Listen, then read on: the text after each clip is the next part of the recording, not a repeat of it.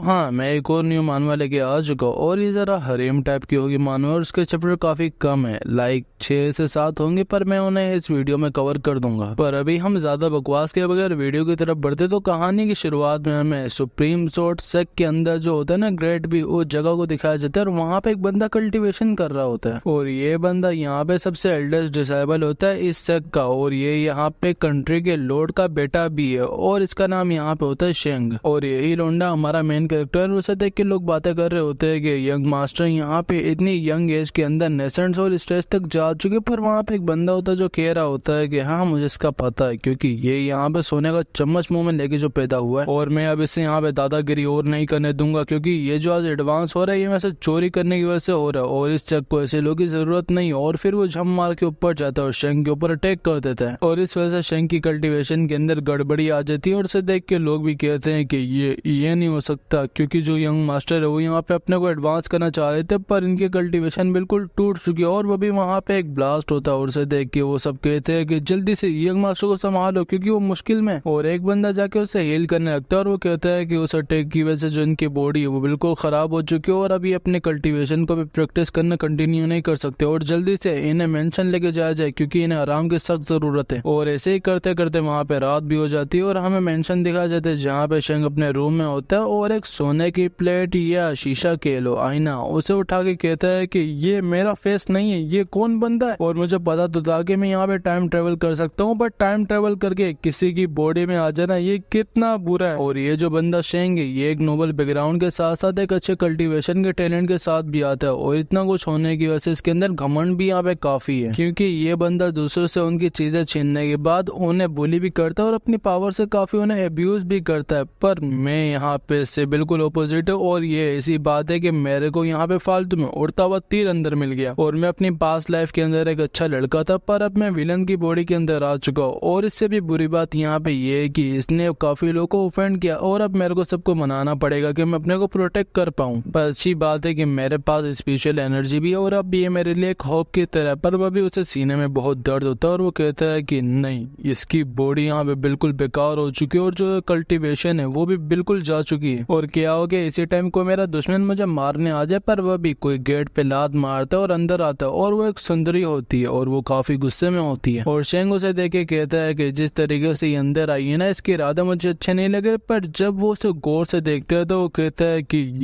ये नहीं हो सकता क्योंकि अब एक और कैरेक्टर की मुझे प्लॉट लाइन दिखने लगी और ये लड़की जॉब फैमिली से आती है और ये जब से बच्ची थी इसके अंदर काफी अच्छा टैलेंट था और इसी वजह से जब ये जवान हुई तो इसकी एंगेजमेंट कंट्री के लॉर्ड के साथ कर दी गई। पर एक बुरे हादसे में इसने एक दिन अपनी कल्टीवेशन खो दी और जो शेंग था उसने भी आसरा नहीं किया, उसने आके खो दी अपनी एंगेजमेंट इससे तोड़ दी और इसके बाद ये बिल्कुल बिखर चुकी थी, टूट चुकी थी। पर फिर भी इसने हार नहीं मानी और अपने फियोंसे से रिवेंज लेने चली गई, पर उन्होंने इसे बहुत बुरी तरह पीटा और जो मेंशन के गार्ड थे उन्होंने इसे मेंशन से बाहर ही फेंक दिया। और इतने अकेलेपन और दर्द के कारण एक दिन इसने जाके क्लिफ से छलांग लगा दी, पर वह भी एक एम्प्रेस आती है जो इसे टाइम पे आके बचा लेती है और एम्प्रेस के गाइडेंस पे चल के इसने अपनी ताकत को तो पाया ही पाया, पर हर वो कुछ पाया जिसकी विश करती थी। और ये जो यंग गर्ल है इसका नाम सीयू था और ये प्लॉट कितना मैच करता है ना उन ऑनलाइन नॉवेल से जिनके अंदर आके लड़की अपने फियोंसे को कुत्ता बना देती है। और शुक्र है कि मेरे साथ ऐसा नहीं हुआ, पर वह भी वो ध्यान देता और वो कहता है कि ये तो मैं ही हूँ और साला इसने मुझे भी कुत्ता बना दिया था अपनी कल्टीवेशन खोने के बाद भी। नहीं, ये मैं नहीं हूँ क्योंकि मैं कोई और हूँ, ये पहला ओनर है भाई, मेरे को इससे कंपेयर मत करो। पर अब ये लड़की कंट्री के अंदर मुझसे रिवेंज लेने आई और शहर से मुझे मारने भी आई है और मुझे प्लॉट लाइन के साथ चलना चाहिए क्योंकि पर नहीं, मेरे पास स्पिरिचुअल एनर्जी नहीं तो मैं प्लॉट लाइन के साथ कैसे चलूं। और मुझे यहाँ पे प्लॉट लाइन से हट के अपना रास्ता ढूंढना होगा और इसे वो करने देना होगा जो ये करना चाहती है। और जो सी होती है वो भी कहती है कि क्यों, क्या हुआ, तुम डोज क्यों नहीं कर रहे मेरी शॉट को, और तुम सोचना भी मत कि अब तुम मुझे बोली कर सकते हो। और ये सुन के शेंग दिल में कहता है कि आपको पता नहीं कि मैं कितनी गंदी कंडीशन के अंदर हूँ और ऐसे कंडीशन के अंदर मैं अपनी उंगली भी नहीं हिला सकता। पर जो सी होती है वो अपनी शॉट को उसकी गर्दन की ओर नजदीक लाती है और वो कहती है कि मैं तुम्हें मारने से डरती नहीं और इस दुनिया में कोई नहीं बचा जो मुझसे प्यार करता और हर कुछ मैं पहले ही खो चुकी है, तो इसी वजह से अब मैं किसी चीज से नहीं डरती। और ये सुनकर शेंग कहता है कि नहीं, ये प्यार के बारे में अभी भी परवाह करती है और इसके आंसू इस चीज को साफ जाहिर करते हो। और फिर वो कहता है कि सीओ, मैं तुम्हारे अटैक को डोज नहीं करूंगा क्योंकि अब मुझे एहसास हो चुका है कि मैंने तुम्हारे साथ कितना बुरा किया और अब इस दुनिया के अंदर तुम ही हो जिससे मैं सबसे ज्यादा प्यार करता हूँ। सीओ बोलती है कि क्या कहा तुमने, मुझे समझ नहीं आया क्योंकि तुम इतने बुरे बंदे हो कि अगर तुम्हारी लाइफ रिस्क के अंदर भी हो तो तुम झूठ बोलने की वजह बस अपना एटीट्यूड दिखाओगे। पर वह भी गेट के बाहर गार्ड आ जाता है और वो कहता है कि यंग मास्टर क्या हुआ, आप ठीक तो हैं, आपको मेरी जरूरत है। सीओ बोलती है कि ऐसे टाइम में मैं गार्ड से तो पंगा नहीं ले सकती और अगर वो अंदर आया तो मैं शेंग को इसी टाइम मार दूंगी। और वो जो गार्ड होता है वो भी दरवाजा तोड़ के अंदर आ जाता है और जो वो देखते हैं तुम्हें बिलीव नहीं करोगे क्योंकि जो अपना शेंग होता है उसने सीओ को अपनी बाहों में लिया होता है। और ये पता है क्या बोलते हैं कि तुम्हारी यंग मास्टर यहाँ पे अपनी फियोंसे के साथ डेट पे, तो तुम्हारी हिम्मत कैसे हुई मुझे डिस्टर्ब करने की। और ये सुन के वो बंदा भी बोलता है कि माफ करना यंग मास्टर, मैं यहाँ से निकल जाता हूँ अभी। और वो जाते जाते कहता है कि साला ठग इंसान, लड़की मिली नहीं, छेड़ना पहले शुरू। और उसे देख के शेंग भी कह रहा होता है कि भाई तूने तो मुझे प्रोटेक्ट करना था ना, तो दरवाजे के बाहर तो कम से कम खड़ा हो जाता, तू तो भाग ही रहे। पर सीओ बोलते है कि तुमने कहा कि तुम मुझसे प्यार करते हो। शेंग कहता है कि हाँ तुमने सही सुना। सीओ कहते है कि तो यहाँ पे एंगेजमेंट तोड़ना क्या मेरे अच्छे के लिए था। शेंग कहता है कि हाँ। वापस से सीओ कहते है कि जिस दिन मैं नहा रही थी और तुम बाहर खड़े हुए थे और तुम कह रहे थे कि तुमने मेरी कमर की मसाज करनी है, तो क्या ये भी मेरे अच्छे के लिए था। शेंग कहता है कि ये मैंने कहीं नहीं सुना, मेरे को याद ही नहीं आ रहा, पर हाँ ये भी तुम्हारे अच्छे के लिए था। और ये सुनकर सीओ कहते हैं कि तुम मुझसे झूठ ना बोलो, मैं तुम्हारे अभी फियोंसे नहीं और तुम मेरे साथ कोई डेट पे नहीं हो और तुम मुझसे प्यार भी नहीं करते, मुझे पता है। पर शेंग कहता है कि याद नहीं कि जिस रात मैंने तुमसे एंगेजमेंट तोड़ी थी उसी रात तुम्हारी कल्टीवेशन ऑर्डिनरी से लेवल 3 पे चली गई थी। और ये सुन के सीओ कहते हैं कि तुम्हें कैसे पता इस चीज के बारे में। शेंग कहता है कि ये साला मैंने तुम्हारे लिए प्लान बनाया था और क्या तुम्हें याद नहीं कि तुम्हारे सपनों के अंदर कोई तुम्हारा नाम पुकारता था, वो मैं था। और ये सुन के सी और गुस्सा हो जाती है और वो कहते हैं कि तो तुम मुझ पर नजर भी रख रहे थे ठरकी। शेंग कहता है कि अब ये चीजें इसके ऊपर काम नहीं करेंगे तो मुझे यहाँ पे कोई और प्लान ढूंढना पड़ेगा। और शायद से जो उसकी रिंग के अंदर एम्प्रेस है उसने भी मुझे नोटिस कर लिया होगा। और फिर वो उसका हाथ पकड़ते हुए कहता है कि आज की मुलाकात के बारे में क्या कहोगी, ये भी तुम्हारा प्लान था तुम्हें यहाँ तक लाना। और ये सुन के सीओ के हाथ से उसकी सोट गिर जाती है और वो कहती है कि मुझे कुछ समझ नहीं आ रहा और मेरे से कभी किसी ने प्यार भी नहीं किया और मेरे से सब नफरत करते रहे और इसी वजह से मैं मरना चाहती थी, पर अब आप आ चुके हो। और अपना शेंग भी उसे गले लगाते हुए कहता है कि तुम फिक्र मत करो, अब मैं तुम्हारे साथ हूं ना, और अब मरना जीना सब कुछ तुम्हारे साथ होगा। और ये सुन के सीओ कहती है कि क्या आप झूठ तो नहीं बोल रहे ना इस बार भी। शेंग कहता है कि मैं तुमसे झूठ क्यों बोलूंगा प्यार के बारे में, और अब जब तुम वापस जाओगे तो तुम कमरे से सबको निकाल देना और उसे बाहर आने देना क्योंकि अभी कोई भी रीजन नहीं बनता उसका छुपने का। सीओ पूछती है कि आप किसके बारे में बात कर रहे हैं। शेंग कहता है कि जब तुम वापस जाओगे तो तुम खुद ही समझ जाओगी कि मैं कह क्या रहा था। सीओ भी कहते हैं कि हाँ ठीक है, तो इस बार मैं आप पे ट्रस्ट करती हूँ, पर अगर आपने वापस से मुझे धोखा दिया और शॉर्ट सर्किट के अंदर जाके छुप गई और बेशक वो ओल्ड वुमन भी आपको प्रोटेक्ट करेगी तब भी मैं कोई रास्ता ढूंढ के आपको मार दूंगी। और यही कहने के बाद वो भी वहां से निकल जाती है और उसके जाने के बाद अपना शेंग नीचे बैठता है और वो कहता है कि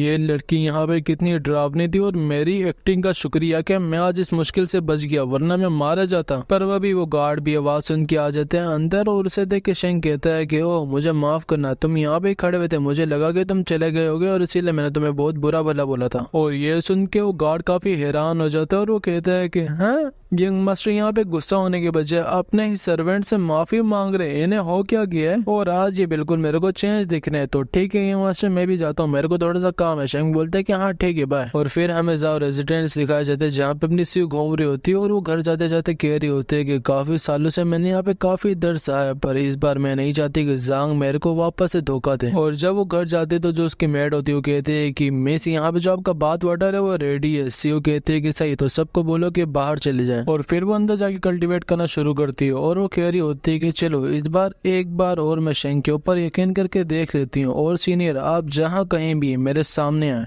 और वो शेंग की उन्हीं बातों को याद करके रोने लगती, पर वह भी ड्रिंक के अंदर से आवाज आती है कि उसने सही कहा था कि हर चीज की यहाँ पे एक लिमिट होती है और मैंने अपनी सुप्रीम टेक्निक्स को यूज करके इस रिंग को बनाया था और इसके अंदर अपने को कुछ टाइम के लिए बंद कर लिया था और मैं यहाँ पे एक हेवनली एम्परर ब्लड लाइन के डिसेंडेंट का इंतजार कर रही थी, पर वो जो लड़का था उसने मुझे देख लिया और उसने तुम्हें हैंड भी दिया। और ये सुन के सीओ पूछती है कि जो मेरी स्पिरिचुअल एनर्जी के अंदर खराबी हुई थी क्या वो आप ही ने की थी। एम्प्रेस भी कहते हैं कि हाँ, पर वो मैंने तुम्हारी बेहतरी के लिए किया था। सीओ पूछते है कि आप किसके बारे में बात कर रही हैं कि उसने आपको देख लिया। एम्प्रेस बताते हैं कि वही यंग मास्टर जिससे तुम लॉर्ड मेंशन के अंदर मिलने गई थी और उसने तुम्हें कोऑर्डिनेट्स के मुताबिक बताया कि इस टाइम तुमने अकेले बैठना है, क्योंकि उसे पता था कि मैं बाहर आ जाऊंगी। और उसकी ताकत को देख के मैं काफी हैरान हूँ। और ये सुन के सी बोलती है कि तो शेंग ने यहाँ पे मेरे से झूठ नहीं बोला था, वो सच में मुझसे प्यार करता है। एम्प्रेस कहती है कि तो ठीक है, मेरा नाम यहाँ पे बाइजी और मैं एक वाइट टेम्परर हूँ और मैं यहाँ पे अपना काम पूरा करने आई हूँ, उस ब्लड लाइन के अवेकन को जगाने। और फिर वो उसके सर पे हाथ रखती है और कहती है कि जो यहाँ पे वाइट टेम्परर की इटरनल लाइफ और मेथड है वही तुम्हारी ट्रू डेस्टिनेशन है और तुम्हें वो ब्लड लाइन अवेकन है जो भी नेशन स्टेज को ब्रेक करने वाली है। और इसके बाद हमें जाओ फैमिली की मीटिंग हॉल को दिखाया जाता है जहाँ पे एक बंदा कह रहा होता है कि हेड आपको अपनी बेटी के ऊपर गिव अप कर देना चाहिए क्योंकि वो यहाँ पे कुछ नहीं कर सकती। पर जो स्यू का फादर होता है हुई, वो कहता है कि नहीं, मेरी बेटी और मैं उसका ध्यान रख लूंगा, तुम्हें बीच में आने की जरूरत नहीं है। पर जो फर्स्ट एल्डर होता है वो कहता है कि आप फालतू अपना टाइम जाया कर रहे हैं। सेकंड एल्डर भी कहता है कि हाँ, एक लड़की जो इतने सालों से कुछ नहीं कर पाई, आप सोचते हैं कि वो भी कुछ कर लेगी। पर अचानक से जो सीयू का कमरा होता है वहां से एक स्ट्रॉन्ग एनर्जी आती है और उसे देख के वहाँ पे सब हैरान हो जाते हैं। और सीयू का फादर भी बाहर आके कहता है कि देखा, मैंने कहा था ना कि वो नेशनल स्टेज को ब्रेक कर लेगी। पर एक मिनट, मुझे भी समझ नहीं आ रहा कि कैसे पॉसिबल है, उसने किया कैसे।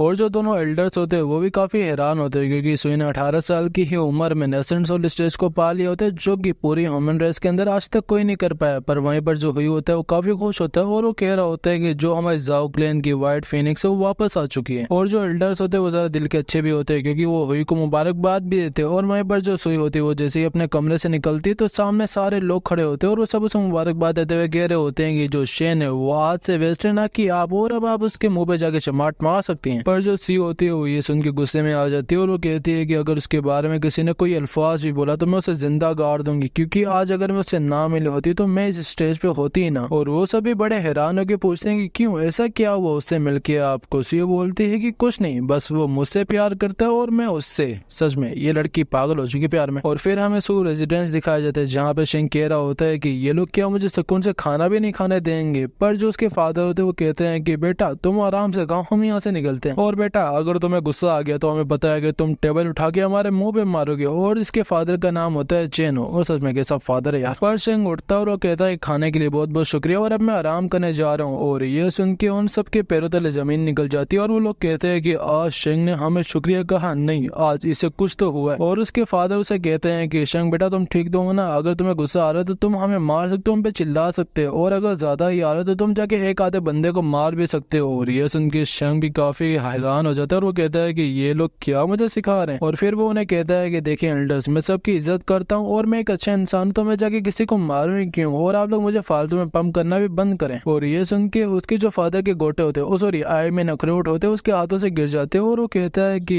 क्या हम इसे बुरा सिखाना बंद करें, क्या ये मेरा बेटा ये ना पहले वाला। पर वह भी उसकी एक मैड उसके लिए चाय लेके आ रही होती है पर गलती से उसका पैर फिसलता है और जो चाय होती है वो शेंग के ऊपर जाके गिरती है। पर शेंग उसे बचा लेता है गिरने से, चाय को नहीं लड़की को। और वो उससे पूछता भी कि क्या तुम ठीक हो। और ये सुन के वहाँ पे उन सबके वापस से पैरों तले जमीन निकल जाती है और वो लोग कहते हैं कि क्या इसे इलाज विलाज की जरूरत है, ये हमारा बेटा नहीं हो सकता, इसे तो थप्पड़ मारना चाहिए था ना उस लड़की को। पर वो जो मैड होती है वो कहते हैं कि माफ करना यंग मास्टर कि मैंने आपके कपड़े गंदे कर दिए। शेंग उसे जवाब देता है कि कपड़ों का क्या है, वो तो वापस से धुल जाएंगे, पर तुम्हें तो चोट वोट नहीं लगी ना, तुम तो ठीक हो ना। और ये सुन के वो जो मैड होती है वो भी उसके प्यार में जैसे गिर जाती है क्योंकि वो सोच रही होती है कि सबने मेरे सामने यंग मास्टर की रेपुटेशन इतनी बुरी बना के रखी हुई थी कि इनसे बुरा इंसान इस दुनिया में कोई है ही नहीं। पर इनके बिहेवियर को देख के तो ऐसा नहीं लगता कि ये बुरे और ये जरा हैंडसम भी हैं। पर सॉरी यंग मास्टर, मैं जाती हूँ और अपना काम खत्म करती हूँ। और उसके फादर भी उसके पास आते हैं और वो कहते हैं कि बेटा तुम ठीक तो हो ना, तुम मुझे बता सकते हो कि तुम्हारे साथ क्या हुआ। शेंग कहता है कि देखें ये आपके लिए नॉर्मल रिएक्शन होना चाहिए, पर आप मेरे को ऐसे दे रहे हैं जैसे आप बहुत सरप्राइज हैं। और अभी मैं कपड़े बदल के आराम करने जा रहा हूँ तो अब मुझे आप तंग ना करना। और जब अपना शेंग जा रहा होता है वहां से तो उसका फादर सोच रहा होता है कि देखो बेटा,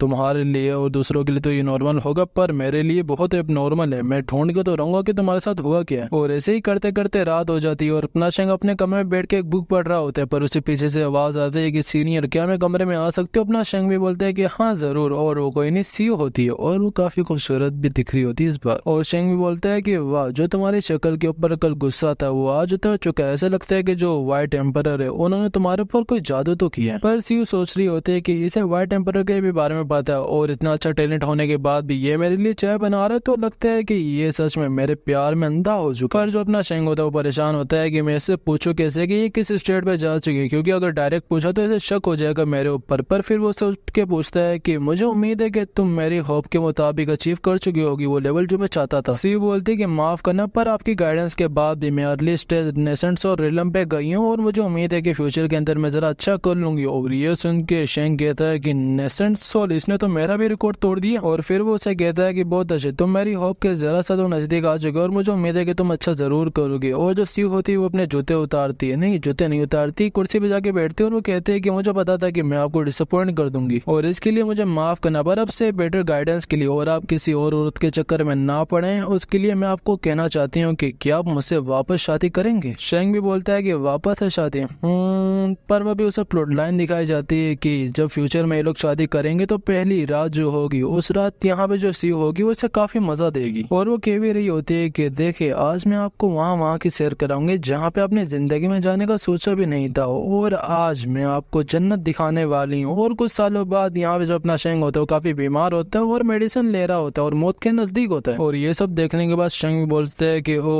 अगर मैंने हाँ किया तो ये आउटकम आएगा, क्या ही खतरनाक औरत है ये। पर जो सी होती है वो कहते हैं कि क्या मैं आपकी इस खामोशी को हाँ समझूं। शेंग बोलता है कि एक मिनट मुझे थोड़ा सा तो टाइम दो ये सब सोचने के लिए। पर वह भी उसे एक और प्लॉट लाइन दिखती है, अगर इसने रिजेक्ट किया तो क्या होगा। और फ्यूचर के अंदर इसे यहाँ पे एक जेल के अंदर जंजीरों से बांधा हुआ था सीयू ने, और इस रात सीयू इसे वो वाला मजा देने की जगह वो वाला दर्द देती जो कि तुम सोच भी नहीं सकते, और उछल उछल के उसे मार भी रही होती है। पर कुछ सालों बाद जेल के अंदर ही जो अपना शेंग होते हैं वो बीमार हो जाते हैं और मौत के नजदीक होते हैं और मेडिसिन खा रहा होता है थोड़ा सा जरा चलने के लिए। और ये सब देखने के बाद शेंग कहता है कि वाह जो दोनों आउटकम है दोनों के अंदर मेरी मौत कंफर्म है, तो मैं यहाँ पे क्या करूँ, मैं बीच में फंस चुका हूँ। पर शेंग से कोई जवाब न आने की वजह से इस बार सीयू गुस्से में पूछती है कि मैं आपसे कब से पूछ रही हूँ, आप मुझे कोई जवाब क्यों नहीं दे रहे, आप बताते हैं कि नहीं हाँ या ना। शेंग बोलता है कि ओ तुम्हें जवाब चाहिए, पर सीयू मैं तुमसे काफी डिसअपॉइंट हो चुका हूँ। और ये सुन के सीयू पूछती है कि आपका क्या मतलब कि अब आप मुझसे प्यार नहीं करते। शेंग बोलता है कि नहीं ऐसी बात नहीं, पर अगर तुम मेरी गाइडेंस के साथ नहीं चल पाई तो मैं तुमसे प्यार कैसे करूंगा। और क्या तुम्हें पता है कि अब ना मेरी एज बढ़ेगी और ना ही मैं कभी मरूंगा, पर तुम डिफरेंट हो, अगर तुम इमोर्टल भी बन जाओ तब भी तुम अपनी किस्मत से नहीं भाग पाओगी। और सीयू को एम्प्रेस आगे बताते है कि जो उसने कहा सच कहा कि जो इमोर्टल्स है उनके लिए भी टाइम नहीं रुकता, पर अगर ये एजलेस इमोर्टल है तो तुम्हारी मदद कर सकता है बोटलनेक को ब्रेक थ्रू करने में। और फिर सीयू शेंग को कहती है कि शेंग मैं यहाँ पे वाइट एम्परर की लेगेसी को इनहेरिट करती हूँ, पर मुझे नहीं पता कि उसे मैं फुली कैसे यूज करूँ, क्या तुम्हें इसके बारे में पता है। और ये सुनकर शेंग बोलता है कि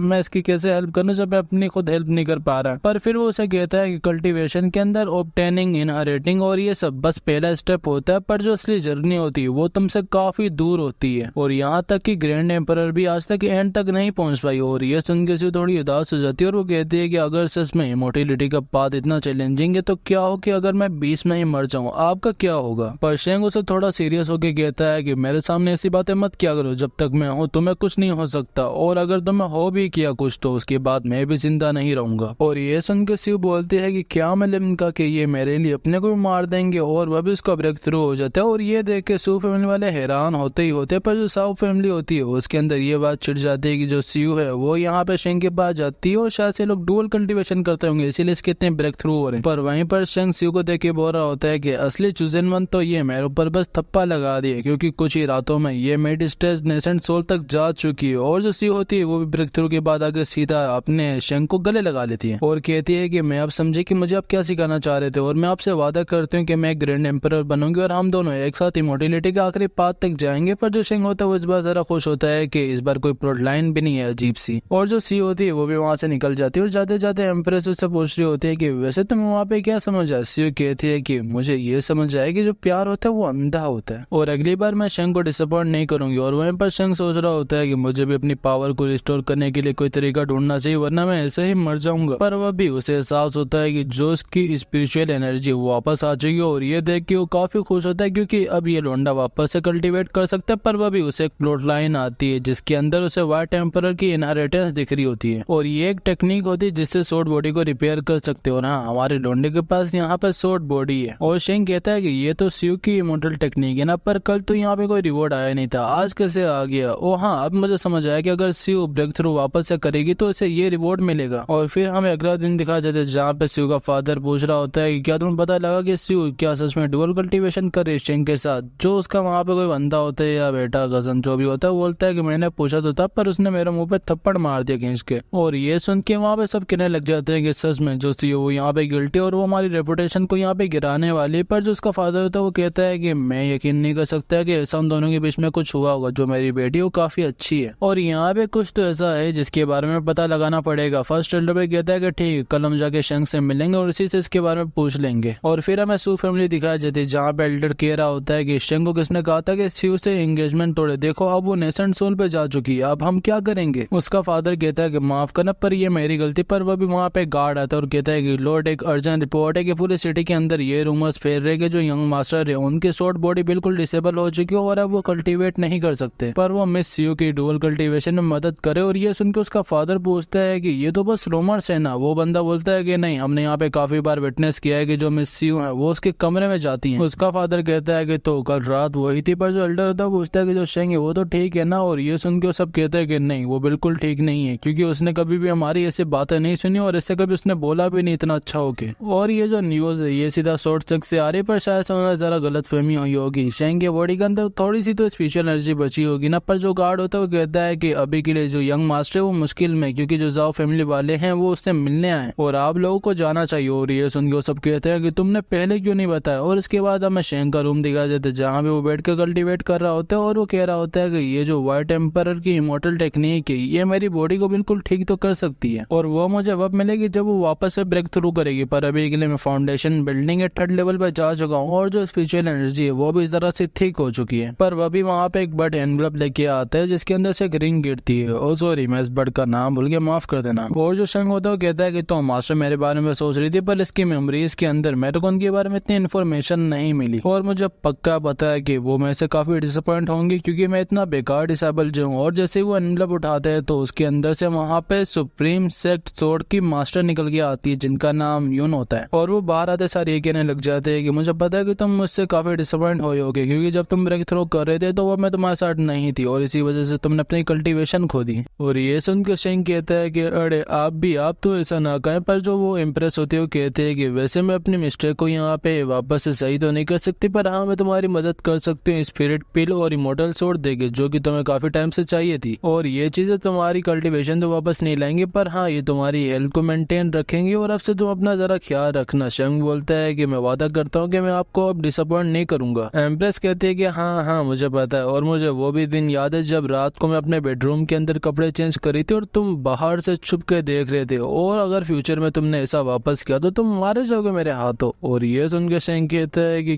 क्या पागल बंदा था ये। और वैसे ही स्वॉर्डमैनशिप चाहिए थी पर देखो एम्प्रेस ने स्वॉर्ड मुझे गिफ्ट में दे दी और ये जो स्वॉर्ड है ये साउथ के अंदर जो एंशिएंट टॉम है उसके अंदर आती है पर वहां से इसे लाना बहुत मुश्किल है और एम्प्रेस ये कर सकती है बस। और इस स्वॉर्ड के अंदर सेल्फ प्रोटेक्शन है जो कि बस यू अनलॉक कर सकती है तो मुझे ये उसे दे देनी चाहिए। पर ये बाहर से आवाजें किस तरह की आ रही है और वहीं पर बाहर जो जाओ फैमिली होती है वो कह रही होती है कि हमने यहाँ पे शेंग से अपनी न्यू जनरेशन की लोगों का एक कॉम्पिटिशन करवाने कल। पर समझ नहीं आ रही कि आप हमें रोक क्यों रहे। शेंग के फादर कहते हैं कि क्या तुम सच में होश में हो ना, तुम लोग सू फैमिली को चैलेंज करना चाहते हो। और आई थिंक जाओ फैमिली का एल्डर होता है वो कहता है कि हाँ अगर आप हमें रोकेंगे नहीं तो हम यहाँ पे फोर्स से उसे बाहर ले आएंगे। पर वो भी शेंग भी बाहर आ जाते हैं और वो कहता है कि कौन मुझे चैलेंज करना चाहता है। जाओ फैमिली के अंदर से लड़का कहता है कि वो मैं हूँ और उसे देख के शेंग कहता है कि तो इन्हें लगता है कि मैं अपनी कल्टीवेशन खो चुका हूँ और ये लोग यहाँ पे ये भी टेस्ट करने आए कि मैं स्यू के लिए वर्ती हूँ या नहीं। पर फिर वो दोनों एक दूसरे के सामने आके खड़े हो जाते हैं और वो लड़का कहता है कि देख लो शेंग तुम सच में मैच करना चाहते हो ना, बाद में रोना मत। शेंग कहता है कि इसकी जरूरत ही नहीं पड़ेगी। और जो शेंग का अपना बाप होता है वो कहता है कि मुझे पता था कि शेंग यहाँ पे बिल्कुल बेकार है। और वो लड़का भी कहता है कि हाँ हम सबको पता है कि शेंग यहाँ पे एक वेस्ट है। पर शेंग कहता है कि तांग मेरा मतलब था कि तुम मेरे हाथों मर भी सकते हो। और ये सुन के तांग कहता है कि ओ तुम इतने कॉन्फिडेंट हो तो चलो तुम मेरे को यहाँ पे चैलेंज कर दो बस एक मार्शल आर्ट एरिना के लिए। शेंग कहता है कि हाँ मैं भी तुम्हारी ख्वाहिश पूरी कर ही दूंगा। पर जो उसका फादर होता है वो कह रहा होता है कि जल्दी से जाके एल्डर यंग को इनवाइट करो। और इसी के बाद हमें दिखाया जाता है मार्शल आर्ट का एरिना जहाँ पे अभी भी वो दोनों एक दूसरे के सामने खड़े होते हैं। कब तक सामने खड़े रहोगे यार,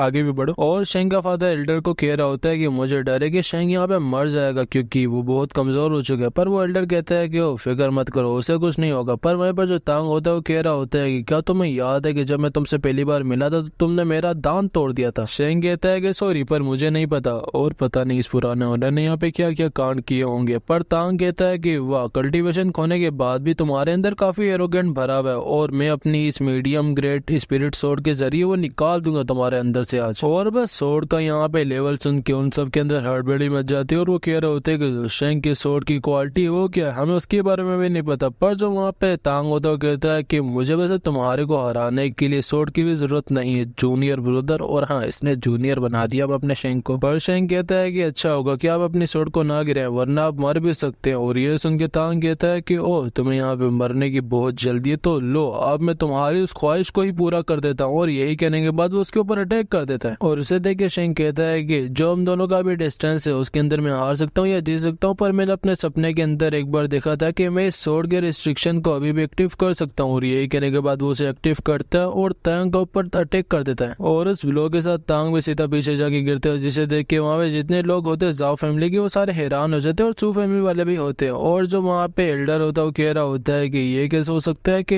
एक नॉर्मल स्ट्राइक के साथ तांग यहाँ तक उड़ के आया। और शेंग का फादर कहता है कि मुझे पता था कि मेरा बेटा कर लेगा। और शेंग भी कहता है कि और कोई बच्चा जिसने मुझे चैलेंज करना है। वोल्टर कहता है कि नहीं। और वहीं पर जो अपने सी होती है वो पीछे से आ रही होती है और वो आगे पूछते हैं कि ग्रैंड एल्डर आप यहाँ पे क्या कर रहे हैं। एल्डर बोलता है कि कुछ नहीं, बस हम यहाँ पे शेंग को चैलेंज करने आए थे, पर उसने एक ही मूव के अंदर हमें हरा दिया। और ये सुन के सीव कहते हैं कि आप लोगों ने यहाँ पे शेंग को नाराज करने की कोशिश की तो अब आप दोनों यहाँ पे मेरे हाथों मरेंगे। पर शेंग कहता है कि अरे सीव शांत हो जाओ, यहाँ पे इतनी कोई बड़ी बात नहीं, बस एक मैच ही था और ये शॉट मैं तुम्हारे लिए गिफ्ट में लाया, तो प्लीज तुम इसे एक्सेप्ट कर लो। और ये देख के सू फैमिली वाले बात कर रहे होते हैं कि इस शॉट से अभी भी उसने एक मूव में उसे हराया था, पर अभी ऐसे ही उसे दे रहा है। और जो उसका फादर था वो भी कह रहा होता है कैसा बेटा पाए लड़कियों के ऊपर पैसे उड़ा रहा है। और वहाँ पर जो सी होते वो कह रहे होते हैं कि पता नहीं क्यों पर ये जो सोर्ड ये मेरे ऊपर बिल्कुल परफेक्टली सूट कर रही है और ऐसा लग रहा है कि जैसे ये मेरा ही पार्ट है। और शिव की एम्ब्रेस भी बताते हैं कि एक डिवाइन ग्रेड की सोर्ड है और ये शायद से इसे कोई एंशिएंट टॉम के अंदर से लाया होगा अपनी जान पे खेल के। और शिव वापस से पूछते हैं कि सच में ये मेरे लिए है ना। शेंग बोलते हैं कि हाँ। और उसके बाद शेंग उन दोनों की तरफ देखता है और वो दोनों कंफ्यूज हो जाता है। शेंग कहता है कि क्या चाय पीने चलोगे मेरे साथ, वैसे भी बहुत टाइम हो गया आप दोनों के साथ चाय पिए हुए। और ये सुन के वो दोनों बात करते हैं कि यहाँ पे कुछ तो अजीब सा है, अभी अभी हमने इसकी बेइज्जती की और अभी हमें चाय पे बुला रहा है। और फिर वो उसे मना करते हुए कहते हैं कि नहीं अभी हम नहीं आ सकते क्योंकि हमने जाके तांग की इंजरीज को हील वगैरह करना है। शेंग कहता है कि तो शिव क्या तुम मेरे साथ चलोगे। और ये सुन के शिव जाके उसका हाथ पकड़ लेती है और खुशी खुशी जाने लगती है। और ये देख के वो सब कहते हैं कि वापस से क्या ये लोग डुअल कल्टीवेशन करने जा रहे हैं। पर शेंग का फादर कह रहा होता है कि मुझे पता था कि मेरे बेटे के अंदर यहाँ पे कोई हिडन कल्टीवेशन तो होगा। एल्डर भी कहते हैं कि हाँ, और वैसे तुम्हारा बेटा यहाँ पे बिल्कुल ट्रांसफॉर्म हो चुका है, मतलब एक बिल्कुल अलग बंदा बन चुका है। और वहीं पर जो शेंग और सी होते हैं वो एक ही कमरे में होते हैं और सी उसके ऊपर चढ़ते हुए कह रही होते हैं कि मुझे पता है कि उस सूट को पाने के लिए आपने कितनी मुश्किलें झेली होंगी और मेरे पास यहाँ पे कुछ रिपेयर करने के लिए तो है नहीं, पर हाँ मैं आपको जीपे कर सकती हूँ। पर शेंग कहता है कि मुझे लगता है कि इस चीज की जरूरत नहीं है। और ये सुन के सी गुस्से में आ जाती है और वो कहती है कि क्या मतलब कि आप मेरे को पसंद नहीं करते, क्या मैं यहाँ पे खूबसूरत नहीं दिखती। और ये सुन के शेंग कहता है कि ये लड़की यहाँ पे प्यार में पागल हो चुकी तो मुझे भी यहाँ पे कुछ करना पड़ेगा। और उसके बाद वो सब पलट के उसके ऊपर बैठ जाता है और उसे कहता है कि मिस यू, मैंने भी आपको बहुत मिस किया था। पर बाहर जो एल्डर होता है वो इनकी आवाज सुन लेता है और वो कहता है कि तो जो रूमर्स थे वो सच थे कि जो यंग मास्टर है वो सच में डुअल कल्टीवेशन करते हो और मुझे जाके सबको मेंशन में बताना पड़ेगा क्योंकि ये ग्रेट न्यूज है। और अंदर जो एम्प्रेस होती है वो सी को रोक रही होती है और कह रही होती है कि तुम्हें ये नहीं करना चाहिए, तुम्हें अपनी वर्जिनिटी अभी लूज नहीं करनी चाहिए कोर फॉर्मेशन स्टेज पे जाने से पहले, वरना जितनी भी इनहेरिटेंस तुमने की थी वो सारी बेकार हो जाएंगी। और इमोर्टैलिटी का भी बात काफी लंबा है और वैसे भी यंग मास्टर तुम्हें पसंद करते हो तो बाद में जाकर तुम दोनों ये सब कर सकते हो, पर अभी के लिए अपना मकसद याद करो जिस चीज के लिए हम यहाँ पे आए थे। शिव भी कहते हैं कि हाँ मैं समझ गई। और फिर वो शेंग को कहते हैं कि मेरा एक कल्टीवेशन से रिलेटेड सवाल था जो मैंने आपसे पूछना था। और ये सुन के शेंग भी बोलता है कि तो इसका एटीट्यूड यहाँ पे बिल्कुल चेंज हो चुका है, पर मैं क्या ही कर सकता हूँ और मुझे नेसेंट स्ट्रेस के बारे में इतना पता नहीं तो मैं इसे कैसे बताऊंगा। और फिर वो उसे कहता है कि तो तुमने यहाँ पे इतनी अच्छी मूवमेंट को खराब करके एक कल्टीवेशन का सवाल सामने रख दिया, पूछो। शिव पूछती है कि मेरे को ऐसा लगता है कि मेरी बॉडी के अंदर कुछ मिसिंग है, क्या आपको पता है वो क्या। और ये सुन के अपना शेंग धीरे धीरे में कहता है कि तो एम्प्रेस मुझ पर अभी भी यकीन नहीं करती और वैसे भी मुझे शिव का फ्यूचर तो पहले ही पता है। और फिर शेंग उसका बाबाओं की तरह हाथ पकड़ते हुए कहता है कि अगर तुमने अपनी व्हाइट एम्परर की ब्लड लाइन को वेकन करना है तो उसके लिए तुम्हें अपनी मॉडल बॉडी को डैमेज देना पड़ेगा और उसके बाद तुम्हें कुछ चाहिए होगा जो तुम्हारी फिजिक को रिस्टोर करेगा और उसके बाद सब ठीक हो जाएगा। और ये सुन के एम्प्रेस शिव को कहते हैं कि इसे और टेस्ट करने की जरूरत नहीं क्योंकि कोई ट्रांसेंडेंट है जो रिकारनेट होके आया। क्या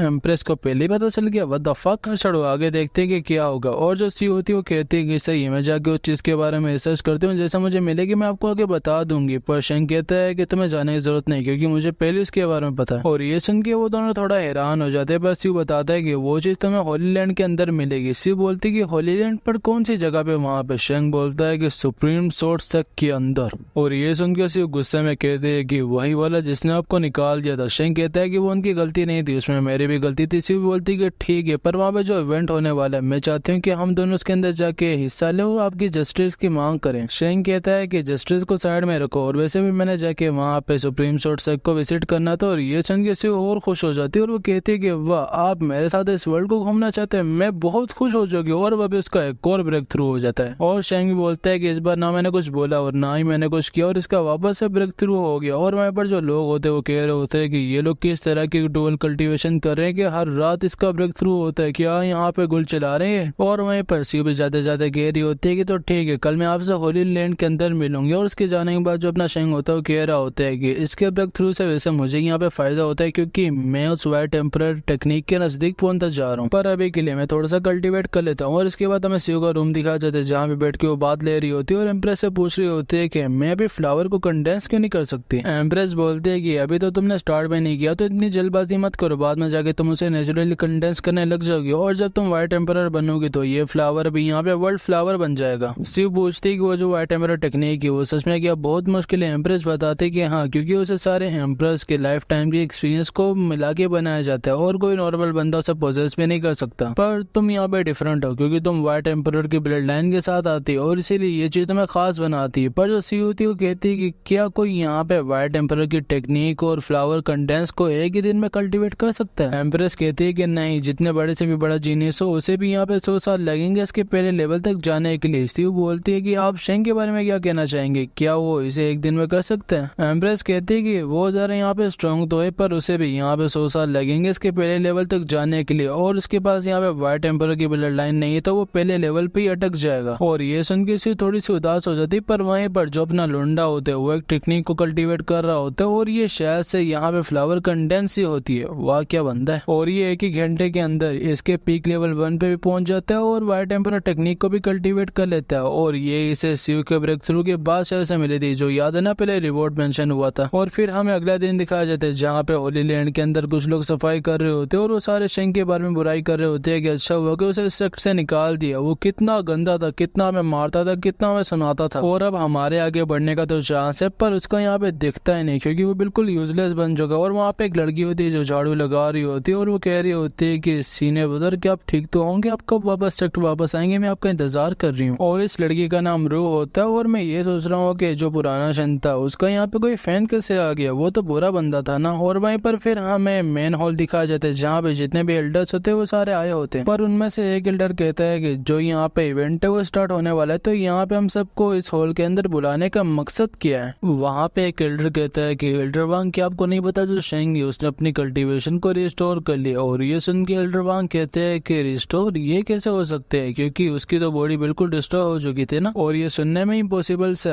एल्डर कहता है कि बस ये नहीं, उसने यहाँ पे 3 दिनों में एक लड़की को नेसेंट सोल स्ट्रेस तक लाया और साथ ही साथ उसने एक नेसेंट सोल स्ट्रेस के लड़के को भी हराया। एल्डर वांग कहता है कि जो नेसेंट सोल है वो यहाँ पे कोई मार्केट में बिकती हुई चीज नहीं है कि उसे आके कोई भी ले जाए, वो एक स्टेज है जिसे पाने के लिए लोगों को 100 साल लग जाते हैं, बेशक वो जितने से भी जितना जीनियस हो। और जो तुमने बात की वो सुबह में सपने देखने जैसा, पर चलो एक बार के लिए मैं तुम्हारी बात पे यकीन कर भी लूं तो आज तक उसने क्यों रू की मदद नहीं की कल्टीवेट करने में, क्योंकि वो भी तो नहीं कर सकती ना। पर वहाँ पे एक औरत होती है जो शेंग की मास्टर होती है और वो कहती है कि हम यहाँ पे कोई फालतू की बहस नहीं करने हैं, हम इवेंट के बारे में बात करने हैं तो वो करो, यहाँ पे ये चीजों को छोड़ो। और वो दिल में कहती है कि मुझे पता है कि जितने भी रूमर्स है वो सारे सच है क्योंकि मैं शेंग की मास्टर जो हूँ। और फिर हमें हाफ एन आवर बाद का सीन दिखाया जाता है जहाँ पे एम्प्रेस होती है उठ के जा रही होती है और वो कह रही होती है कि आगे का जो काम है वो हुआ संभाल लेगा, और हुआ इसका डायरेक्ट डिसाइबर होता है और ये पहले शेंग की पोजीशन होती है और इसके जाने के बाद वो इससे मिल जाती है। और फिर हमें सुप्रीम सोर्ट सेक का वेलकम हॉल दिखाया जाता है जहाँ पे हुआ बैठ के चाय पी रहा होता है और वो कह रहा होता है कि एक सीनियर ब्रदर बनने का मजा ही कुछ और है। पर वह भी वहाँ पे एक लड़का आता है और वो कहता है कि ब्रदर यहाँ पे एक बड़ी न्यूज है क्योंकि जो शेंग है वो वापस आ चुका है। और ये सुन के हुआ कहता है कि देख लो, क्या तुम सच कह रहे हो ना, तुमने यहाँ पे कोई गलती तो नहीं की। वो कहता है कि नहीं, क्योंकि मैंने अपनी आंखों से देखा। पर हैरानी की बात यह है कि उसने वहाँ पे एक चीज बाय करी और उसके पैसे भी दिए। वो पूछता है कि क्यों, क्या हुआ, कभी उसने किसी चीज के पैसे नहीं दिए? वो बोलता है कि नहीं। और ये सुन के वो खुश हो जाता है और वो कहता कहता है कि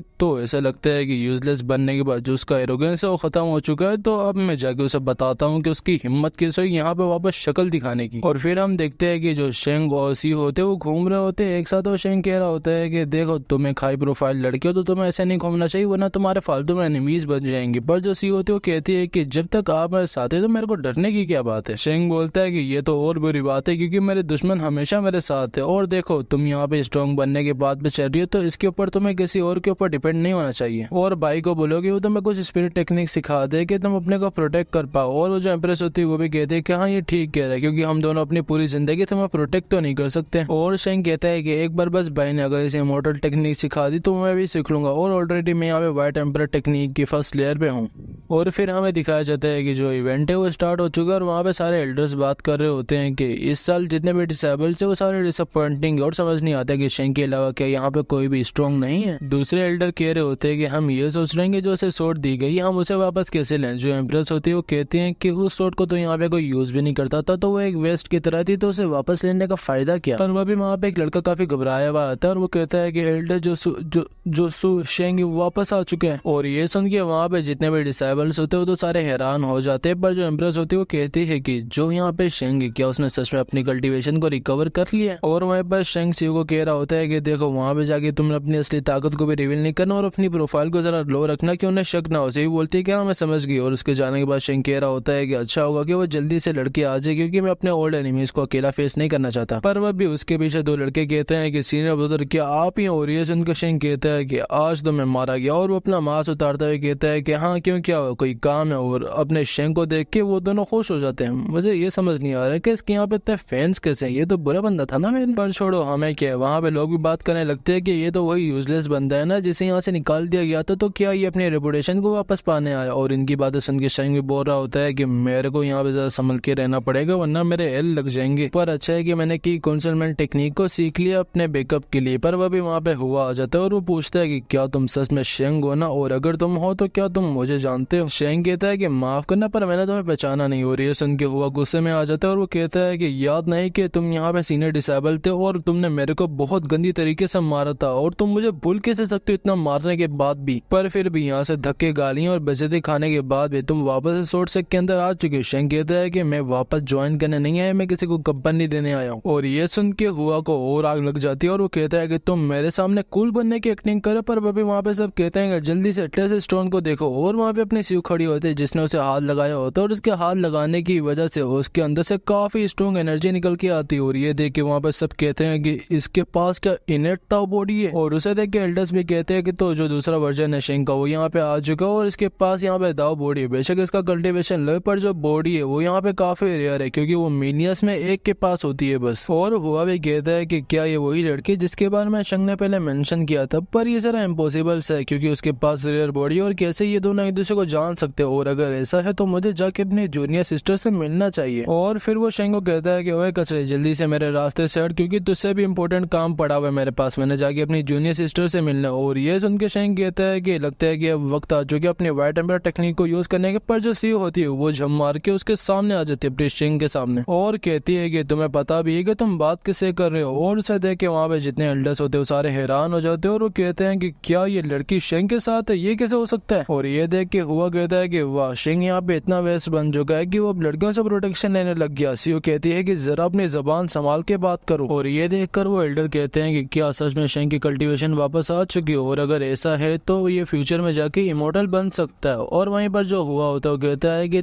तुम मेरे से बहस करो शेंग, तुम्हारी इतनी हिम्मत। पर शेंग कहता है कि अबे तुम ऐसे बहस के लायक भी नहीं हो और मैं जैसे बाद में जाके निपटूंगा, और अगर तेरे को चैलेंज करना होगा तो तू सेकंड राउंड के अंदर आके कर देना, पर अभी के लिए मैं यहाँ से जा रहा हूँ। और फिर वो दोनों एक जगह जाके बैठ जाते हैं और सी उससे पूछती है कि शेंग जो तुमने सेकंड राउंड का कहा उसका मतलब क्या था। शेंग बताता है कि इस होली लैंड के अंदर 2 राउंड होते हैं, एक के अंदर हमारे स्ट्रेंथ को टेस्ट किया जाता है और दूसरे के अंदर हम किसी भी डिसेबल को यहाँ पे चैलेंज कर सकते हैं। पर हाँ उसके लिए उन दोनों का लेवल भी सेम होना चाहिए। सीओ कहती है कि ठीक है तो मैं बाद में उस बंदे से निपटने के लिए तुम्हारी मदद करूंगी। शेंग बोलता है कि तुम्हारा कल्टीवेशन तो हाई है पर अभी तुमने इमोर्टल टेक्निक को सीखा और उसकी तरह तुम्हारा स्पिरिचुअल टेक्निक के ऊपर मास्टरी भी नहीं है। और ये सुनकर सीओ खुश हो जाती है और वो कहती है कि तुम मेरी कितनी परवाह करते हो। और अपना शेंग भी कहता है कि हाँ आगे जाके तुम्हें और भी एनिमीज मिलेंगे इसी की तरह, तो तैयार रहना उनके लिए भी। पर सीओ गुस्से में कहती है कि एक मिनट तुम कब से किस औरत को घूरे जा रहे हो। शेंग बोलता है कि नहीं ऐसी कोई कोई बात नहीं, वो तुम्हारे फ्यूचर में जाके मास्टर बनने वाली और मैं उम्मीद करता हूँ कि वो तुम्हारे काफी अच्छे तरीके से ख्याल रखेगी। और शंग की मास्टर भी वहाँ पे कह रही होती है कि शंग मैं उम्मीद करता हूँ कि तुम वापस आओगे। और शंग उसे देख के कह रहा होता है कि मुझे पता है कि जो इस बॉडी का पुराना ओनर था उसने आपको काफी डिसअपॉइंट किया, पर फ्यूचर में जाके मैं आपको और नहीं होने दूंगा। और सीयू जो सेकंड राउंड है वो स्टार्ट हो चुका है, तो तुम जाके सही से लड़ना। और जब वो जा रही होती है तो शंग कह रहा होता है कि ये लड़की यहाँ पे सारी वुमेन्स को अपने दुश्मन की तरह ट्रीट करती है, पता नहीं फ्यूचर में मेरे साथ करेगी क्या। पर वह भी वहाँ पे उसकी मास्टर और ग्रेट एल्डर आ जाता है और ग्रेट एल्डर कहता है कि वाह तुम यहाँ पे एक इनेट दाव बॉडी वाली लड़की को लाए और उसके सहारे से तुम वापस इस सेक्ट में आना चाहते हो, पर भूल जाओ। और ये सुनकर अपना शंग कहता है कि मेरा कोई ऐसा इरादा नहीं है और मैं बस ये बताने आया हूँ कि आपके जितने भी डिसेबल्स है वो सारे कचरे हैं। और ये सुन के ग्रेट एल्डर गुस्से में आ जाता है और वो कहता है कि सही है, देखते हैं कि जिस लड़की को तुम लाए हो वो कितनी स्ट्रॉन्ग है। और वहीं पर अपने सीयू भी मैदान में चली जाती है और वहाँ पे जो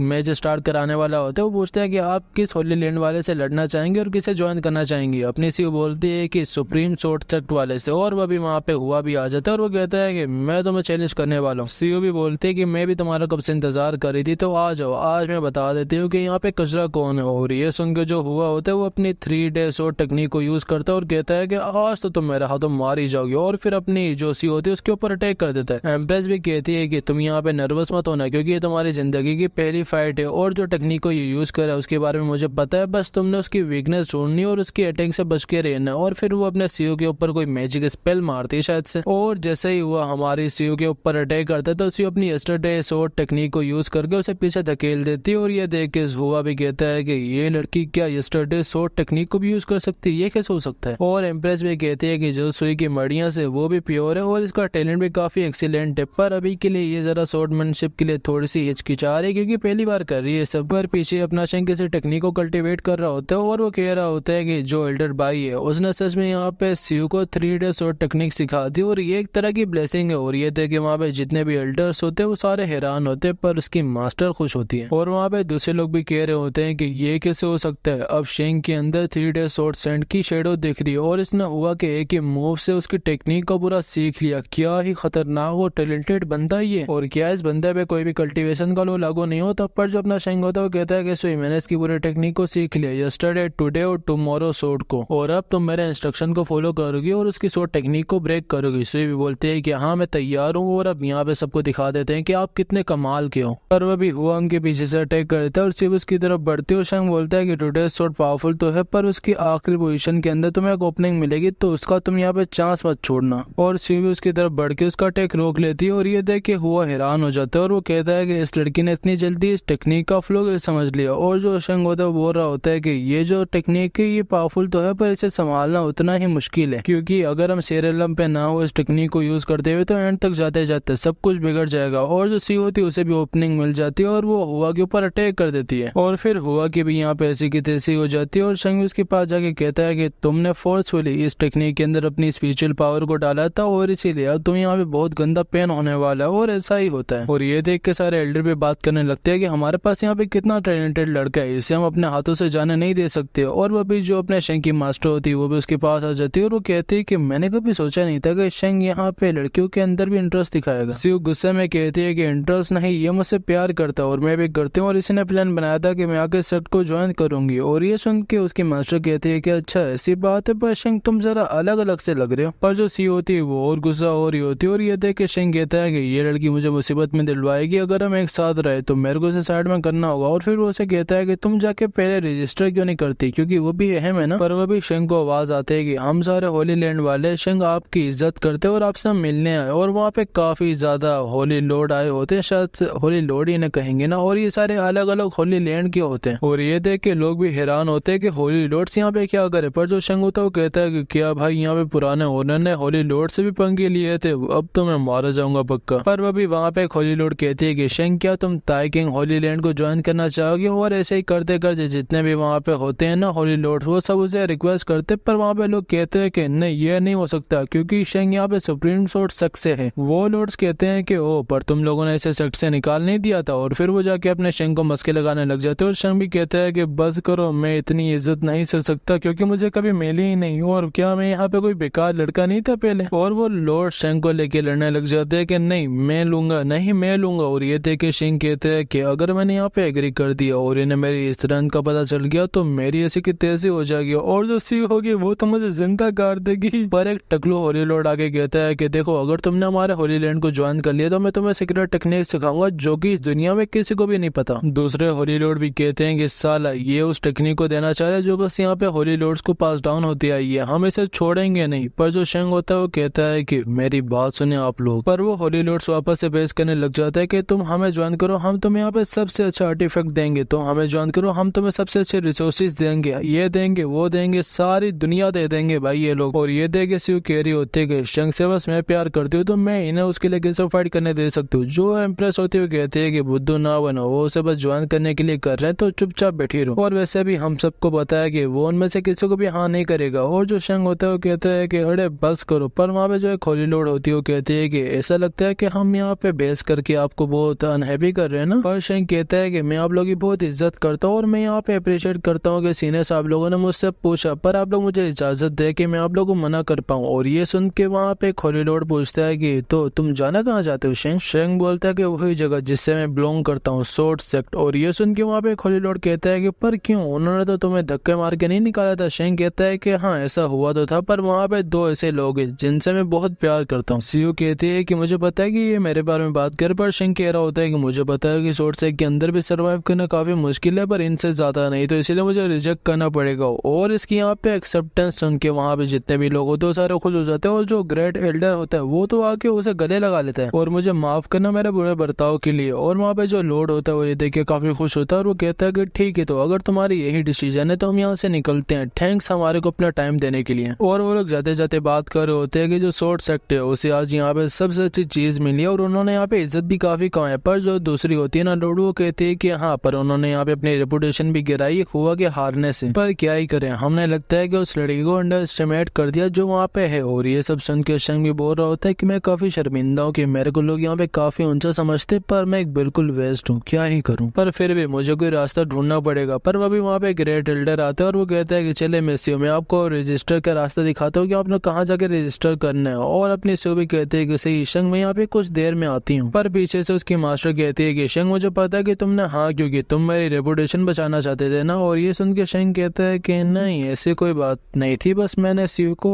इस सेक्ट का ट्रेजर दिलाना था वो वाला। पर लोंडा अपनी मास्टर के सामने तो नहीं कह सकता ना, इसकी भी रेपुटेशन खराब हो जाएगी और मास्टर भी नाराज हो जाएगी। पर जो उसकी मास्टर होती है वो कहती है कि शेंग मैंने कभी सोचा भी नहीं था कि तुम यहाँ पे चीजें मुझसे भी छुपाओगे। और शेंग कहता है कि नहीं ऐसी कोई बात नहीं, मैंने कुछ नहीं छुपाया। पर उसकी मास्टर कहते हैं कि एक मास्टर होने के नाते मैं तुम्हारे इंटेंशंस और तुम यहाँ पे क्या चाहते हो उन सबको समझ सकती हो। पर वो भी वहाँ पे ग्रेट एल्डर आ जाते हैं और वो कहता है कि मास्टर मैंने आपसे एक चीज पूछनी है। वो भी कहते हैं कि हाँ पूछो। वो पूछता है कि वो जो सोर्ड है वो भी कहाँ पे। उसकी मास्टर भी कहते हैं कि हाँ मैंने तुम्हें दी थी ना पर वो तुम्हारे पास दिख नहीं रही। शेंग कहता है कि अच्छा वो सोर्ड। और उसके कुछ बोलने से पहले वो एल्डर सोच रहा होता है कि अगर बस एक बार वो सोर्ड मुझे मिल गई तो वो यहाँ पे एक सेलेस्टियल ट्रेजर की तरह होगी और इसके बाद मैं यहाँ पे काफी अमीर हो जाऊंगा और सबको छोड़ के चले जाऊंगा और बेशक उसके बाद यहाँ पे शेंग मास्टर बन जाए मुझे फिक्र नहीं है। पर शेंग कहता है कि वो सोर्ड तो मैंने सीयू को दे दी। और ये सुन के वहाँ पे वो एल्डर काफी हैरान हो जाता है। पर उसकी मास्टर पूछते है कि अच्छा वो न्यू डिसेबल तुमने उसे क्यों दी? शेंग बताता है कि वो सोर्ड उसे रिकॉग्नाइज कर रही थी और वो अभी उसके साथ अटैच भी हो चुकी मेंटली और फिजिकली और आपको उस सोर्ड के बारे में अभी परवाह करने की भी जरूरत नहीं है, वो सही हाथों के अंदर है। वो एल्डर कहता है कि अच्छा वो सीयू के पास है अब तो कोई मसला नहीं क्योंकि वो भी हमारी काफी से डिसेबल बनने वाली है। और जो अपनी होती है ना मास्टर वो भी सोच रही होती है कि शेंग की यहाँ पे असली ताकत है क्या, मैं वो जानना चाहती हूँ। पर वो भी वहाँ पे सी भी आ जाती है और वो खुश होती है, कह रही होती है कि अब से हम दोनों एक ही सेट के अंदर है और अब आएगा ना मजा। और अपना शेंग बोलता है कि ठीक है तो यहाँ पे सारी रजिस्ट्रेशन का प्रोसेस हो चुका है तो अब हम सेट की तरफ निकलते हैं मास्टर। उसकी मास्टर भी कहते हैं कि हाँ आज यहाँ पे काफी बड़े बड़े चेहरे देखने को मिले थे और काफी अटेंशन भी मिली पर अभी यहाँ पे टाइम आ चुका है वापस जाने का। और जो वर्ड बोर्ड है उसके पास मैं तुम्हें लेके जाती हूँ, बस तुम मुझे फॉलो करो। और जो अपनी सी होती है वो शेंग का हाथ पकड़ लेती है और उसके नजदीक आने लगती है। और ये देख के शेंग कहता है कि सीयू तुम काफी नजदीक आ रही हो। सीयू बोलती है कि अरे डरो मत, हम दोनों यहाँ पे फ्यून्स है और अब मैं तुम्हें स्ट्रॉन्ग बन के दिखाऊंगी और उसके बाद हम दोनों यहाँ पे साथ रहेंगे। और अपना शेंग भी कहता है कि हाँ उसके लिए तुम्हें हार्ड वर्क करना पड़ेगा। और ये देख के उसकी मास्टर भी कहते हैं कि ओ शेंग, और मैं यहाँ पे सोच रही थी कि मैं सेट को एडवांस में बता दोगे तुम वापस आ रहे हो और इससे ये होगा कि तुम्हारी रेपुटेशन भी वापस बन जाएगी सीनियर ब्रदर वाली उन सब के सामने। पर शेंग कहता है कि नहीं नहीं आप ऐसा कुछ मत करना। उसकी मास्टर पूछती है कि क्यों क्या हुआ, तुम्हें अपनी रेपुटेशन वापस नहीं बनानी? शेंग कहता है कि नहीं ऐसी बात नहीं, पर जो रेपुटेशन है वो खुद से बनाई जाती है ना कि किसी किसी से बुलवा के और मैं ये सब खुद कर लूंगा वहाँ पे जाके। और ये देख के एम्प्रेस भी सीओ को कहते हैं कि तो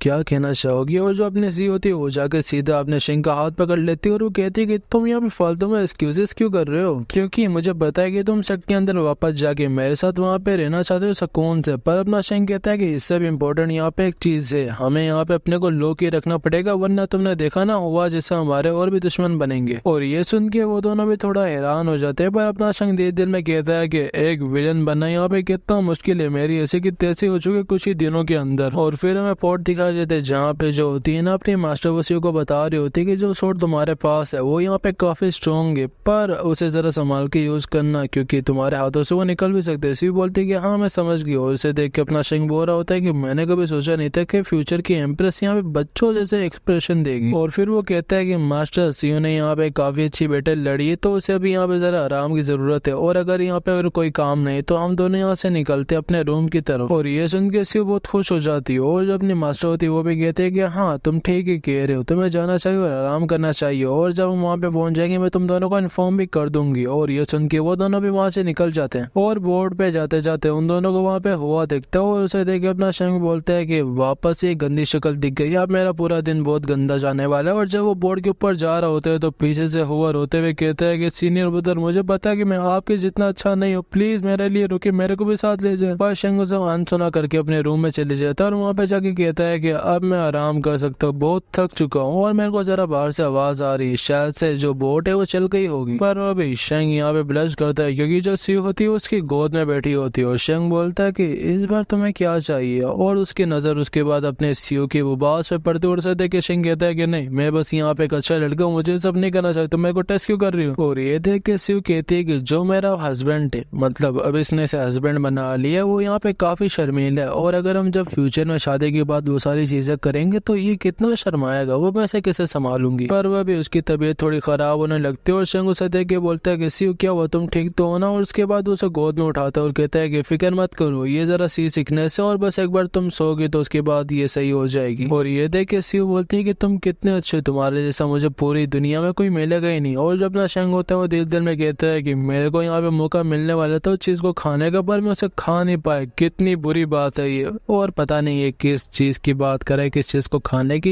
ये नहीं पता, और शायद से उपवास हो। और फिर हमें आधे घंटे बाद का सीन दिखाया जाता है जहाँ पे अपने सीओ सो के उठ रही होती है और उठते सार कहती है कि तो उसने सच में यहाँ पे मेरे साथ कुछ नहीं किया। और जो एम्प्रेस होती है वो भी उससे आगे पूछती है कि क्या हुआ, तुम क्या सोच रही थी, वो क्या करेगा तुम्हारे साथ, और वैसे भी वो कोई ऑर्डिनरी बंदा नहीं है, तो उसके ऊपर तुम्हारी ये छोटी मोटी ट्रिकें काम नहीं करेंगी। और ये सुन के सीओ थोड़ी सी उदास हो जाती है और वो कहती है कि क्या वो सच में मुझे पसंद करता है ना। पर एम्प्रेस कहती है कि अरे फिक्र मत करो, ये बस उसका एक्स्ट्रा ऑर्डिनरी नेचर है, और जब तुम लोग सेट पहुंच जाओगे तो वहाँ पे तुम्हें उसके साथ कल्टीवेट करने के लिए काउंटलेस अपॉर्चुनिटीज मिलेंगी। और ये सुन के सीओ भी बहुत खुश हो जाते हैं और वो कहते हैं कि वहाँ पे पहुंच के मैं उसे पूरा अपना बना लूंगी किसी भी तरह। पर वहीं पर बाहर जो शिंग होता है वो बिल्कुल बोर्ड के एज पे खड़ा होता है, जस्ट लाइक टाइटैनिक। जैसे टाइटैनिक के अंदर वो नहीं खड़ा होता मेन कैरेक्टर, क्या नाम था यार उसका, मैं नाम ही भूल जाता हूँ सब चीजों के। और वो कह रहा होता है कि अपने सेक्ट वापस जाने का मजा ही कुछ और है। उसे देख के मास्टर और ग्रेट एल्डर कह रहे होते हैं कि वाह तुम यहाँ पे काफी खुश लग रहे हो शिंग। और ये सुनकर शिंग कहता है कि मुझे नहीं पता कि सेट के अंदर मेरे साथ जाके होने क्या वाला है, बस मैं इसी चीज से डरा हूँ। पर जो उसकी मास्टर होती है वो कहती है कि शिंग तुम्हें वो याद है हैंडमैन डिसेबल जिसे तुम सेट के अंदर लाए थे। शिंग कहता है कि मैं लाया था। उसकी मास्टर कहती है कि हाँ, और वो लड़की यहाँ पे काफी सालों से की ट्रेनिंग को भी पास नहीं कर पा रही और वो एक ही जगह पे अटकी भी, और जो उसके मास्टर्स हैं वो भी यहाँ पे मरते जा रहे, और हमें डर है कि अगर वो प्रैक्टिस नहीं कर पाई एक टाइम पे जाके तो जो सुप्रीम सेक्ट है वो उसे खुद ही निकाल देगा। शिंग कहता है कि उस लड़की के लिए शायद से जो कल्टीवेशन की दुनिया वो सुटेबल नहीं, तो उसे आप लोग बाहर भेज दे मॉडल्स के वर्ल्ड में। और ये सुन के उसके मास्टर भी कहते हैं कि हाँ, जो उसकी मास्टर थी उसने भी यही कहा था कि उसे सेक्ट से बाहर भेज दी तो उसके लिए बेहतर है। पर वह भी शिंग को वापस से एक करेक्टर की प्लॉट लाइन याद आने लगती है और वो कहता है कि नहीं ये नहीं हो सकता, और ये लड़की भी सेकंड चूजन वन होती है अपनी सीओ की तरह। और फिर हमें बताया जाता है कि एक दिन ऑर्फनेज के अंदर यहाँ पे काफी बुरे लोग आए थे जो हमें काफी बुरी तरीके से ट्रीट कर रहे थे, और उनके अंदर से वो लड़का यहाँ पे पेयर होता है, और वहाँ पे बेटिंग चल रही थी तो उसने मुझे वहाँ पे एक काफी हाई प्राइस में खरीद लिया था। और उसे देख के मैंने सोचा था कि शायद से अभी मुझे यहाँ पे कोई अपॉर्चुनिटी मिलेगी अपनी किस्मत अपने दोनों को चेंज करने के लिए, पर ऐसा कुछ नहीं होता वहाँ। और मैंने कभी सोचा भी नहीं था कि ये इतना एविल निकलेगा और ये मुझे एक खिलौने की तरह ट्रीट करेगा। पर इसके शक छोड़ के जाने के बाद जितनी भी बेइज्जती थी वो सारी मुझे मिलती थी और सब आके मुझे बुली करते थे। और ऐसे ही करते करते एक दिन मेरी माशा भी मर जाती और उस दिन मैं अपने से वादा करते हूँ कि जो भी हो जाए अब मेरा सुप्रीम सोर्ड शक से कोई ताल्लुक नहीं और अब मेरे लाइफ का एक पर्सनल गोल बन चुका है कि उस फ्रॉड शेंग को मैंने अपने हाथों से मारना है। और ये सब देखने के बाद शेंग कहता है कि अब मुझे समझ आ रही है कि आज से 3 सालों बाद the invincible demon Lord appear होगी जो कि रूह होगी और उस दिन वो मेरे को मेरे ही मेंशन में मार देगी। अरे शेंग यहाँ पे तो मुझे पूरा विलन बना के जा चुके। तेरे को किसने कुत्ते बोला था कि यहाँ पे दूसरों से जाके पंगे ले, अब मैं बनूंगा ना उस रूह के हाथों से। पर उसकी मास्टर कहती है कि सही, मैं हुआ को कहूंगी कि जो रूह है उसे सुप्रीम सोर्ड सेक्स से लेके चली जाए और ऐसी जगह ले जाए जहाँ पे वो जरा सही से अपनी जिंदगी गुजार पाए। पर जो अपना शेंग होता है वो कहता है कि नहीं मास्टर रुको, मेरी बात सुनो। उसकी मास्टर कहती है क्यों, क्या हुआ? शेंग कहता है कि ये जो मैटर है ये जरा सीरियस है तो इसके अंदर हमें थोड़ी सी छानबीन करनी पड़ेगी। उसकी मास्टर कहती है कि छानबीन समझ नहीं है तुम्हारी बात की। शेंग कहता है कि यहाँ पे कुछ ऐसे कल्टीवेटर होते हैं जो बाद में जाके अपने कल्टीवेशन के टैलेंट को निकालते और अगर हमने गलती से एक अच्छे टैलेंट को अपने शक से निकाल दिया तो हमारे लिए आगे जाके मसला खड़ा हो सकता है। तो इसीलिए मैं नहीं चाहता कि हम किसी ऐसे को लूज करें। उसकी मास्टर भी कहती है कि वाह शेंग, तुम यहाँ पे शक के बारे में कितना सोच रहे हो और मुझे उम्मीद है कि तुम यहाँ पे कुछ सही कह रहे होगे तो सही, तुम्हारे सजेशन के साथ यहाँ पे चलते हो। और उसके बाद शेंग भी बोल रहा होता है कि मैंने कभी सोचा भी नहीं था कि मुझे रूह से मिलना पड़ेगा एक डीमन लॉर्ड से, पर क्या ही कर सकते हैं, हमें करना ही पड़ेगा। पर वो भी वहाँ पे जो अपने सीईओ होती है वो भी आ जाती है और वो बोलती है कि शेंग क्या सोच रहे हो तुम, क्या मेरे बारे में सोच रहे थे? शेंग कहता है कि नहीं, इतने सालों बाद मैं वापस इस शक में जा रहा हूँ तो थोड़ा सा नर्वस हूँ। सीईओ भी कहती है कि अच्छा ऐसी बात है, तो क्या तुम मुझे चूज करोगे अपने साथ सोने के लिए, क्योंकि मैं चाहती हूँ कि हम दोनों एक ही बेडरूम के अंदर एक साथ झप्पी डाल के सोएं। अपना शेंग भी बोलता है कि हाँ जो भी तुम करो तुम्हारी मर्जी। और फिर हमें सुप्रीम शक दिखाया जाता है जहाँ पे जो रूह होती है वो झाड़ू लगा रही होती है और वो कह रही होती है कि मास्टर अब आपके बाद मैं यहाँ पे अकेली बची हूँ और अब मैं आपके बगैर क्या करूंगी। पर वह भी वहाँ पे कुछ बोली आ जाते हैं और वो कहते हैं कि तो रूह तुम्हारे मास्टर के मरने के बाद भी तुम नवाबों की तरह यहाँ पे बैठी हुई और ये जगह आज से हमारी केव मेंशन होगी। पर रूह ने रोकते हुए कहती है कि आगे मत जाना क्योंकि आगे ग्रैनी रेजिडेंस है। पर वो लोग उसे मारते और वो कहते हैं कि तुम्हारी हिम्मत कैसे हुई हमें रोकने की और तुम होती कौन हो हमें यहाँ पे बताने वाली कि कौन सी जगह किया और कौन सी जगह नहीं, सारी जगह हमारी है और सोचना भी मत कि वो तुम्हारे यूजलेस सीनियर उधर वापस आएगा। और ये सब सुन के जो रूह होती है वो भी देर दिन में कह रही होती है कि मेरी जो मास्टर और जो मेरी ग्रैनी थी जो मेरा सबसे ज्यादा ख्याल रखती थी वो यहाँ पे मर गई, पर वो हरामी अभी तक जिंदा है और उससे की वजह से आज तक मैं यहाँ पे बुली होती रहती हूँ। पर वो जो बुली होती है वो उसे उसकी बालों से उठाती है और वो कहती है कि तुम अभी भी यहाँ पे उम्मीद लगा के बैठी हुई हो कि तुम्हारा सीनियर उधर आके तुम्हें बचाएगा और तुम्हारे दिन अच्छे कर देगा, पर ये भूल जाओ। पर वो देर दिल में कहती है कि ये मेरी गलती है कि मैं अंधी हुई क्योंकि मैंने उस हरामी पे यकीन किया था और अगर आज मेरे पास यहाँ पे देखने की ताकत होती तो मैं यहाँ पे कल्टीवेट कर पाती। और मैं कुछ नहीं, बस एक पीसफुल लाइफ जीना चाहती हूँ जहाँ पे मुझे कोई तंग करने वाला ना हो। पर वो जो पुलिस होती है वो कहते हैं कि अभी भी तुमने यहाँ पे अपनी शक्ल हमें दिखाई हुई, मरती क्यों नहीं? पर वह भी उनके पीछे कोई आ जाता है और वो कोई नहीं अपना शेंग होता है और वो कहता है कि तुम लोग ये कर क्या रहे हो, रुको। और उसे देख के वो सब काफी डर जाते हैं और वो कहते हैं कि हमने कभी सोचा भी नहीं था कि सीनियर उधर यहाँ पे वापस आ जाएंगे, आज तो हम लोग गए। और उसके बाद पता नहीं वो लोग डॉगी स्टाइल में क्यों हो जाती है और वो कहते हैं कि ये हमारी गलती, हमें माफ कर दो, आज के बाद हम इसके आस पास भी नहीं आएंगे। शेंग कहता है कि सही है तो चुपचाप यहाँ से दफा हो जाओ। और वो जो लड़कियां होती है वो भी वहां से वैसे ही डॉगी स्टाइल में निकल जाती है और वो बाहर जाके कहती है कि हमें समझ नहीं आ रही कि जो शेंग सीनियर उधर है वो सीधा आके यूजलेस लड़की से क्यों मिले। पर वो जो दूसरी लड़की होती है वो कहते हैं कि ओ अभी मुझे समझ आया कि वो उसके साथ यहाँ पे एक अलग तरीके से खेलना चाहेंगे क्योंकि काफी टाइम हो गया कि उन्हें कोई टॉय नहीं मिला। पर वहीं पर जो अपना शेंग होता है वो कह रहा होता है कि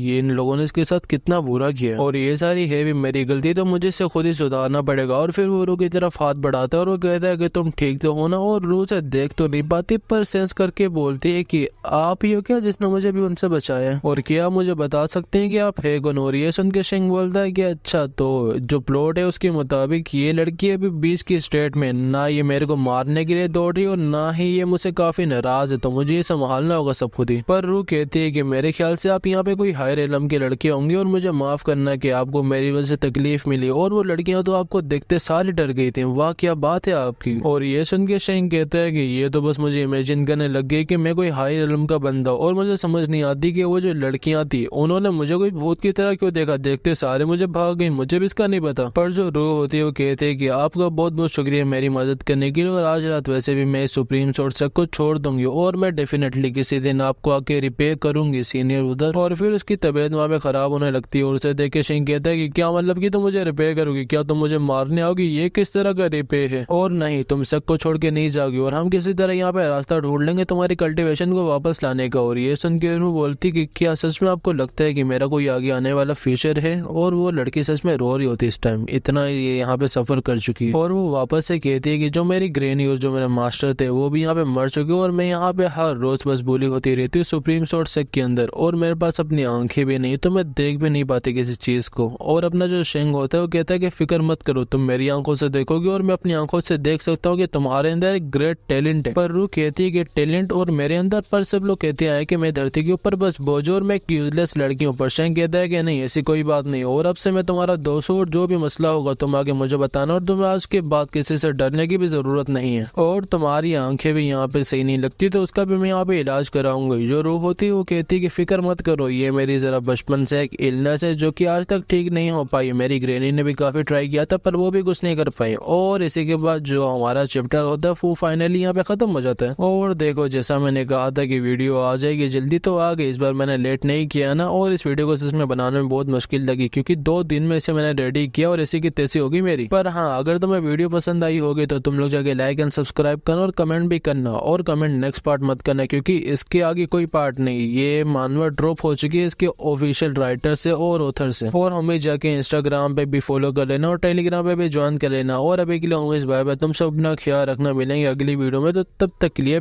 पीस आउट।